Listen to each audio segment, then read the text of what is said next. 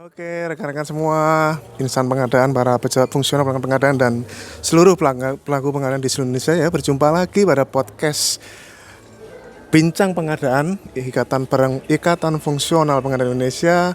Pada episode kali ini spesial, kita bersama dengan Direktur Pengembangan SPSE ya, Pak Patria. Terima kasih Pak Patria sudah mampir sebentar ya. Kita culik nih untuk rekan-rekan. Pak Patria, kita ngobrol-ngobrol sekilas nih Pak Patria ya.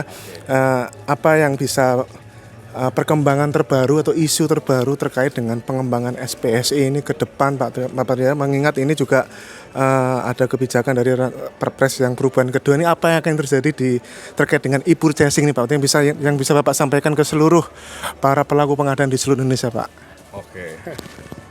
Baik, makasih Mas Agus, teman-teman jabatan fungsional dan seluruh pelaku pengadaan di Indonesia ya. Ini se-Indonesia kan yang nonton, bahkan se-dunia nih. Baik, sebetulnya kalau cerita e-purchasing mestinya yang pas Pak Yuli gitu ya, tapi ya nggak apa-apa ya. Ini kan ngobrol aja ya. Baik, ini belum diputuskan, artinya belum ada di Perpres. Kalau di Perpres hari ini kan e-purchasing itu adalah pembelian melalui sistem elektronik ke katalog atau toko daring, kira-kira begitu ya. Atau pembelian secara elektronik melalui katalog atau toko daring. Nah, jadi masih ada dikotomi antara e-katalog dan toko daring. Nah, itu implementasinya tidak mudah, masih membingungkan beberapa pihak, baik pembeli kita semua ataupun pelaku usaha. Ini kenapa saya harus ada di dua platform ya, platformnya berbeda, berarti nanti harus belajar dua platform, harus beradaptasi, harus mengadopsi kedua platform tersebut begitu ya. Sehingga gagasannya ke depan platformnya kita gabungkan saja, digabung yang disebut e-marketplace pengadaan pemerintah itu ya sudah katalog saja namanya. Dan nasibnya PPMSE gimana? Nah, PPMSE masih bisa terlibat tetapi tidak di platform Bela atau tidak di platform toko daring. Kita menggunakan platform yang sama yaitu e-katalog. Hanya e-katalognya kita enhance, bukan seperti e-katalog hari ini. Ini kan bicara ke depan ya. Rencananya kita improve gitu ya. Jadi e-katalog itu maunya memang seperti e-marketplace. Artinya e-katalog sekarang perlu dilengkapi fitur yang seperti marketplace. Selain memudahkan onboarding, juga nanti ada fitur pembayaran, ada tracking, ada kinerja penyedia, ada rekomendasi produk, suggestion dan seterusnya, termasuk rating dari pembeli.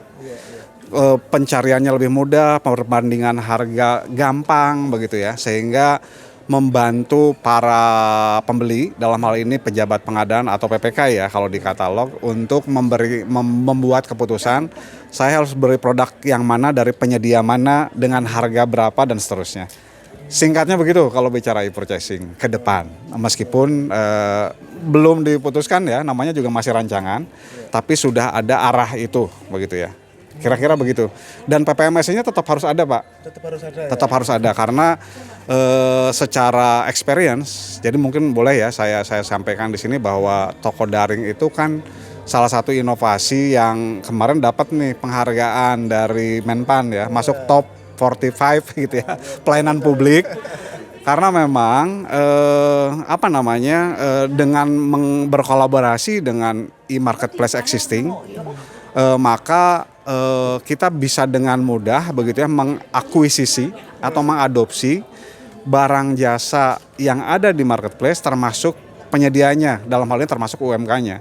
Sehingga yang tadinya misalnya di katalog, katakanlah di katalog itu dulu ya, mungkin hanya kurang dari 10.000 usaha kecilnya, ya dengan mengadopsi atau mengakuisisi marketplace jadi ratusan ribu langsung jumlah merchantnya karena banyak yang UMK.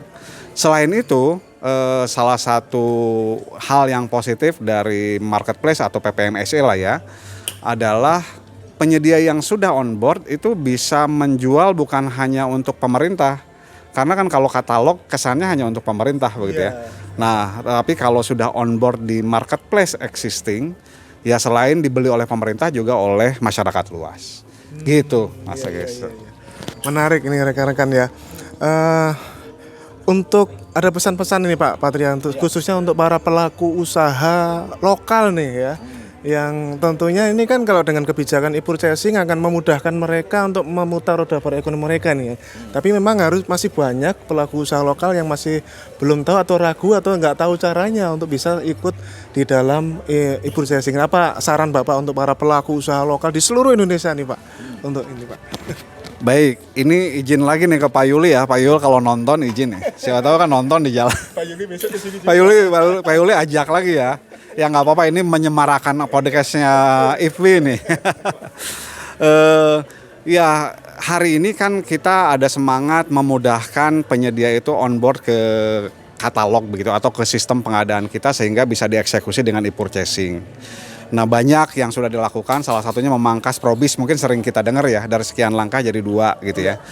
Nah karena semangatnya tadi onboarding itu harus semudah marketplace gitu ya, jadi nggak usah ribet, jadi nggak usah difilter di depan, udah aja masuk semudah mungkin, tayangkan produk semudah mungkin, silahkan bertransaksi gitu ya. Yang penting kita mengajak teman-teman UMK untuk segera shifting dari transaksi yang tadinya manual menjadi digital gitu ya. Karena tadi sekali Anda bisa onboard di sistem elektronik, baik itu katalog maupun toko daring, maka ya tadi peluang keterbeliannya sebetulnya bukan hanya untuk pemerintah saja, tetapi bisa lebih luas. Pemerintah pun tidak hanya satu instansi yang mungkin biasanya dibeli oleh satu instansi, ini bisa lebih banyak dan seterusnya. Yang jelas ya sebanyak-banyaknya UMK mari terlibat baik di katalog ataupun tadi di marketplace saja. Karena itu juga opsi yang bisa dipilih begitu ya. Kalau Anda lebih mudah jadi merchant di PPMSE yang menjadi mitra katalog ya bisa lewat situ juga. Yang penting masuk ke e-marketplace pengadaan kita dan bisa berpartisipasi di pengadaan barang jasa yang semangatnya semakin dimudahkan dengan tetap menjaga akuntabilitasnya. Begitu Pak. Oke, pertanyaan terakhir Pak Patria ya. Ini kita di Ikatan Fungsional Pengadaan Indonesia yang isinya adalah orang fungsional nih. Mohon masukan Bapak ini. Apa yang kontribusi yang bisa kami berikan ini ya untuk kebijakan e-purchasing ini dari kami para fungsional pengadaan sudah dibekali kompetensi dari perencanaan, pemilihan, kontrak, swakelola. Apa yang bisa Bapak berikan masukan untuk kami ini Pak para fungsional pengadaan ke depan nih dengan fokusnya pemerintah kepada e-purchasing nih Pak. Oke. Ya mungkin ini pesan secara umum begitu ya bahwa hari ini kita berada di era disrupsi begitu ya. Perubahannya sangat cepat, ketidakpastian di depan mata dan seterusnya sehingga kita harus terus melakukan atau beradaptasi dengan perubahan. Jadi tidak alergi terhadap perubahan begitu ya. Ini pesan secara umum. Dan jadi berubah itu harus, kan pilihannya sekarang berubah atau punah begitu ya. Jadi berubah itu harus. Tapi berubah saja tidak cukup, berubah dengan cepat. Oleh karena itu kita harus bersiap-siap gitu ya, terus mengadaptasi segala perkembangan dan secara aktif memberikan masukan sebetulnya ya, harapan kita baik di pengembangan kebijakan begitu ya maupun sistem. Karena apa? Karena teman-teman itu adalah pelaku begitu ya. Artinya dalam hal ini kan tentu teman-teman fungsional salah satu pelakunya. Jadi paham betul situasi yang terjadi di lapangan, dinamikanya seperti apa, challenge-nya seperti apa, sehingga ya kalau memang itu dirasa kurang pas, sampaikan kepada kami. Jadi bukan hanya di kebijakan ada serap aspirasi, tetapi di pengembangan aplikasi pun, di pengembangan sistem itu ada istilahnya user requirement yang juga perlu diserap. Salah satunya dari teman-teman IFWI ya, atau Ikatan Fungsional Pengadaan Indonesia. Begitu mungkin secara umum. Sorry nih karena ditodong jadi seadanya. Iya, terima kasih banyak waktunya Pak Patria ya. Rekan-rekan, itu tadi adalah kita bincang-bincang kita dengan Direktur Pengembangan SPSE LKPP dan sangat inspiratif baik bagi kami Pak ya, para fungsional, juga bagi pelaku usaha di seluruh Indonesia. Terima kasih waktunya. Kita berjumpa lagi rekan-rekan pada episode selanjutnya. Salam pengadaan.